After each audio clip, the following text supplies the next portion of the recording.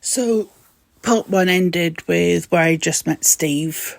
So, the first night we met, he didn't turn up until like really late. I think it was about 9, 10 o'clock at night. Which again, I should have seen as a red flag. He was like messaging me all day and said, "Oh yeah, I'm on my way. I'm on my way."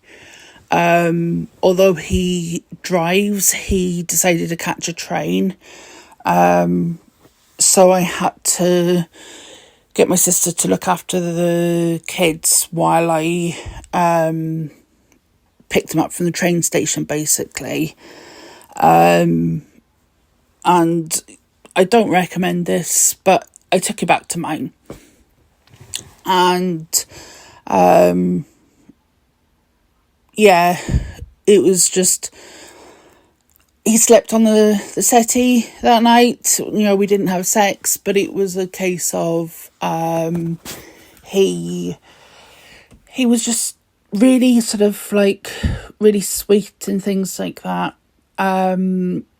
He asked me could he go into my bedroom to get changed and things, which, you know, I had no issues with. What I didn't realise, he was actually stealing stuff from my ex-husband's drawers. So there was adult films in there is the best way that I can put that, and just basically emptied those out. I don't watch those kind of films, so didn't even notice they'd gone. Plus it was my ex-husband's stuff, so it wasn't something that I actually realised had gone until he told me about 8 months later. But that's skipping ahead. So we met, so that was in the October, and we met a couple of times on and off. And then he was talking to me about himself, but as in the third person. So he was using his name, but it wasn't the name that he'd given me. And I was listening to the conversation, and I'm like, I'm sure, like, have I misunderstood his name? Because it just wasn't computing. It really wasn't computing. So after we got off the phone, I sent him a text message. I was like, I'm really sorry to ask you this, like, after all this time, but what is your name? And he told me his real name, which I'm not going to give you here. And I was like, oh, but you told me it was Steve. And he said, oh yeah, it's just the factory that I work in, there's so many of us with the same name that they've renamed me Steve, so I just go by that. So I was like, so what do you want me to call you? And he said, oh, you can call me by my real name. It's only really a work thing. So I was like, oh, okay. Found it a little bit odd. But, you know, you do you, I guess.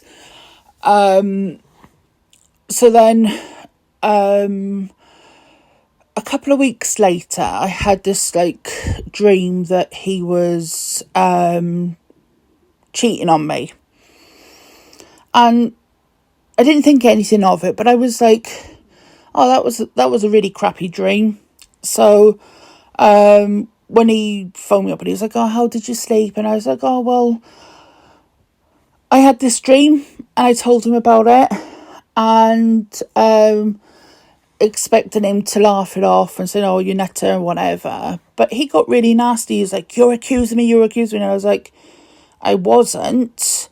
But your reaction's kind of making me feel like I should be. No, you don't have to. But yeah, something just wasn't ringing true there. So I was like, okay, well, I wasn't accusing you of anything. I was just telling you about the dream I had and, you know, how it made me feel, basically. And he said, oh, okay, then I just thought you were accusing me of something. And I was like, no, why would I be? You've given me no reason to. But it did sort of rouse my suspicions. And, you know, this is where I say always trust your gut, because your gut does not lie to you. And it didn't lie to me. And I really, really wish I'd listened. There was so many times I could have got out of this and I didn't. And yeah, it's now I trust my gut 100%. I'll let you know what happens in the next video. Thank you.